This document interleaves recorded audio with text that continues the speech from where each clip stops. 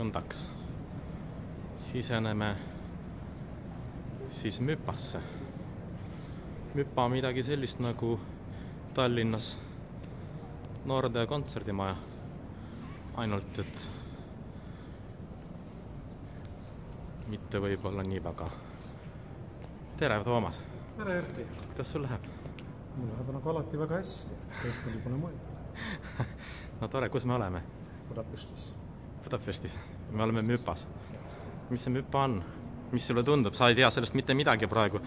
Sa oled kõigest käinud ainult. Tallinna Solaris keskus. Selles mõttes, et ma arvan, et siin on kontserdisaal, siin on kultuurikeskus ja siin on väga palju arenenud ja arenguvõimelisi kunstiinimesi. No päris Solarise keskus ei ole, sest kaubamaa siin ei ole. Siin on ainult kontserdimaja, ehk siis siin toimuvad igal tasemel kontserte. Me saame siin näha kuulsaid artiste, ooperietendusi tehakse siin isegi, kontserte. Me näeme siin on programm väga mitmekesine.